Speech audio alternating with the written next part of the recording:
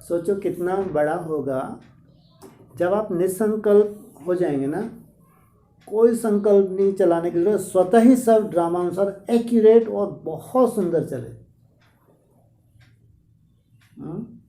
कौन सी कला सिखाने आए हैं?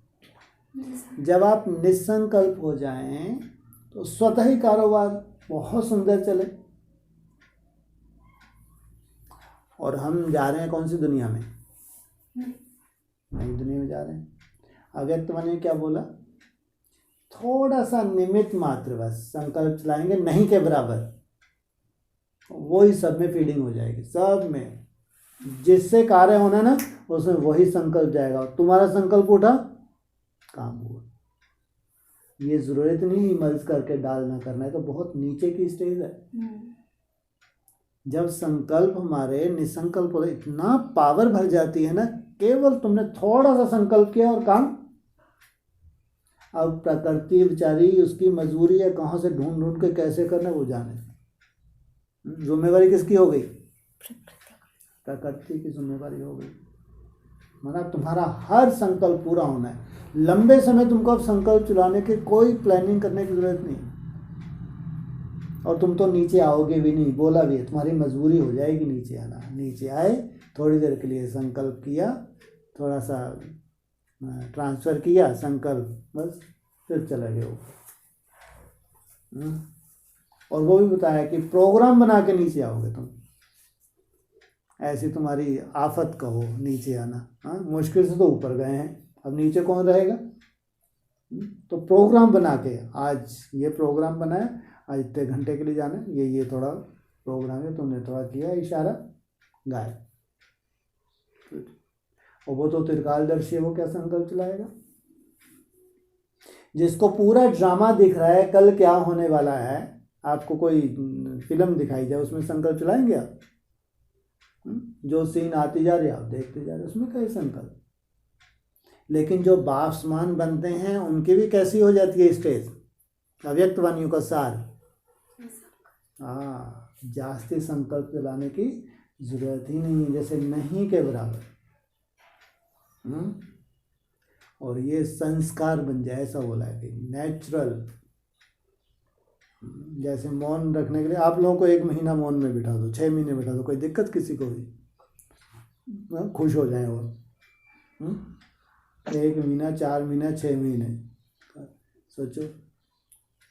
अब चूँकि हमने अंतर्मुखी रहे हैं, यहाँ अपने चार्ट में ही मस्त हैं, वाचा में ज़्यादा आने का कोई रोल ही नहीं होता। अगर ज़्यादा वाचा में आएंगे तो चार्ट कम होगा या बढ़िया होगा? अपने चार्ट की चिंता है। तो धीरे धीरे वो प्रैक्टिस ऐसे हुई। अगर अंडरग्राउंड भी कोई होता है, महीनों भी हो जाए, कोई ज़रूरत नहीं। यही स्टेज हमारी, जब मन धीरे धीरे रुकने लगता है, तो वो तो एक संस्कार है। नहीं, वो संस्कार जब बन गया, जैसे स्थूल मौन, वैसे मन का मौन। और मन की मौन में तो फिर नई रंगत बताई है। सबसे पहले तुमको कितना मजा आने लगेगा? क्या मजा आने लगेगा? पॉकेट में बस बिंदी में टिक गए, कुछ भी नहीं चल रहा, इसमें क्या मजा? बाबा उस दिन वार्तालाप बोल रहे थे कि घर में बैठने में कितना आराम मिलता है, तो ऐसे ही आत्मा मतलब उस स्थिति में टिक जाएगी तो उसको बहुत अच्छा लगेगा। कितनी थकी हुई है आत्मा। पिछले जन्मों की इतनी थकी हुई है, वो अपने एकदम साइलेंस में चले जाए, एकदम साइलेंस, कुछ भी संकल्प नेचुरल हो जाए उसका। ऐसा नहीं कि हट करके रोक रही है कि नहीं चलने नहीं दूंगी संकल्प। ये तो बहुत नीचे की स्टेज है। जब हम अभ्यास करते हैं तब हम ये स्टेज में आना पड़ता है, मेहनत करनी पड़ती है। लेकिन ये करते करते मेहनत एक स्टेज ऐसी भी तो आती होगी कि मन बहुत सहज, फिर तो थोड़ा बहुत चलता भी है, उसको समझ नहीं भाई, तुरंत बेचारा मान जाता है। मान तुरंत थोड़ा इशारा किया, मान गया, फिर रुका, फिर थोड़ा सा बीच में चला। तो ये भी तो एक संस्कार है, नहीं? ये है असली संस्कार। इसलिए कहा जो वतन है, जो नई जहाँ हम जा रहे हैं, वाचा का कोई रोल ही नहीं है।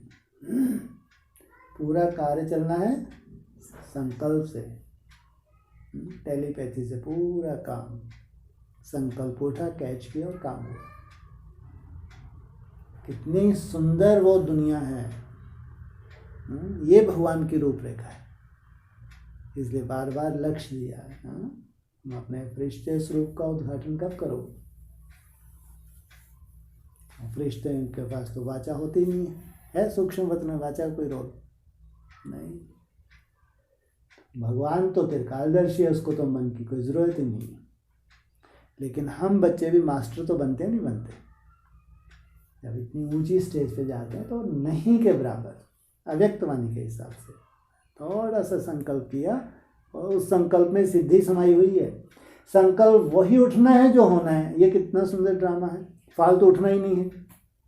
अव्यक्त वाणी के हिसाब से फालतू उठना ही नहीं है।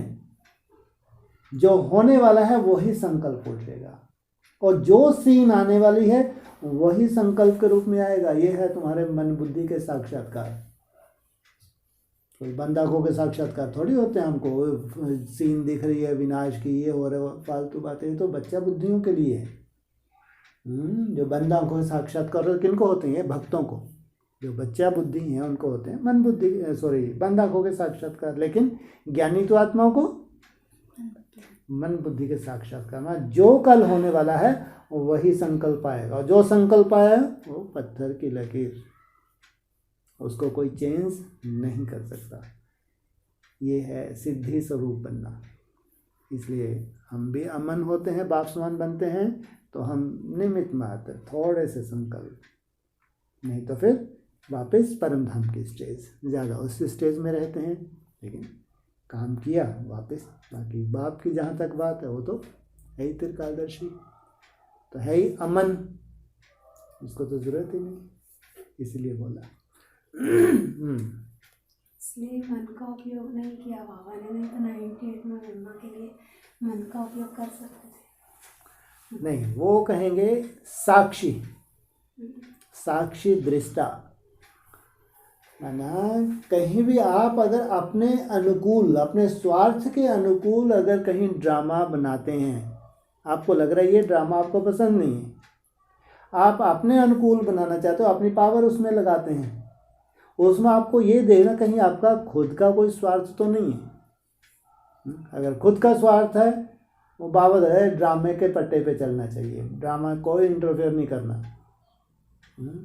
है ना, इसमें कोई इंटरफेयर नहीं। सुख की सीन है, दुख की सीन है, एकदम साक्षी, ये है अवस्था। ऐसे नहीं सुख की सीन ही है, कोई छोटी मोटी दुख की सीन भी है उसके प्रति भी क्या साक्षी भाव। वहाँ प्रयोग वाली बातें नहीं तो जो दुख की सीन तो शुरू हो गए हाँ, ऐसा नहीं है। चाहे सुख हो चाहे दुख, गीता में लिखा है सुख दुख में समान, निंदा स्तुति में समान, जय पराजय में समान। ये है यथार्थ योगी। सब कुछ आपके है। जब अपने पास कुछ है ही नहीं, संकल्प भी पावर में चाहते तो भी चेंज नहीं कर सकते, तो ये कहेगा। लेकिन जब आप इतने सक्षम हो जाएं, मन आपका इतना एकाग्र हो जाए, जब आपके संकल्प में इतनी पावर आ जाए, तब भी उसका यूज नहीं करते। मान अपमान, जय पराजय, निंदा स्तुति सब में समान, कोई इंटरफेयर नहीं, कोई स्वार्थ के आधार से इंटरफेयर नहीं। हाँ, बाबा के इंडिकेशन होते हैं ऐसे ड्रामा में सेवार्थ, वो बात अलग, लेकिन कोई इस आधार से कोई इंटरफेयर नहीं कि जहाँ तुमको अपना कोई अहंकार वश कह लो या मान शांत या त्याग करना पड़े, उस आधार से बिल्कुल नहीं। साक्षियों के देख जब समय आएगा इसकी बुद्धि का, इसके मन का नहीं बुद्धि रूपी तीसरा नेत्र है जो क्या है डिवाइन इंसाइट। जब मन हमारा रुकने लगता है तो हमारा तीसरा नेत्र एकाग्र होता है। जब तक मन तुम्हारा चंचलता से या व्यर्थ से नहीं छूटा तो तीसरा नेत्र एकाग्र हो ही नहीं सकता। तो जब समय आएगा इसका बुद्धि का, ये जो तीसरा नेत्र है, जब संपूर्ण एकाग्र हो जाता है तो क्या होता है? एक सेकंड। कौन सी रिजल्ट? हाँ, एक सेकंड में ब्रह्मा सो विष्णु, माना चोटी से पकड़ के जब निकाला, अकेला निकलता है, साथ साथ पूरी पलटन निकल जाती है। पूरी पलटन, जो बेचारे लगे हैं दिन रात लगे हैं, साथ साथ स्टेप उठा रहे हैं, साथ साथ लगे हैं मन बना अमृत वेला कभी मिस नहीं होता इनका। 8 घंटे 14 16 घंटे का माथा मार रहे हैं सालों से। तो वो 4 साल में जिस भी स्टेज तक पहुंचे कोई दिक्कत नहीं। जैसे पटका वो पकड़ा चोटी को पकड़ जैसे ऊपर निकाला पूरी पलटन बाहर, अपने अपने स्टेज पे सब स्थिर हो गए, ड्रामा फिक्स हो गया, टू लेट का बोर्ड लग गया। इतनी ही गुंजाइश बची है, अगर हम मेहनत भी कर रहे हैं तो ज़्यादा से ज़्यादा 4 साल की मेहनत है, और ज़्यादा मेहनत नहीं है। इसलिए बोला एक के पतित बनने से सब पतित, एक के पावन बनने से सब पावन।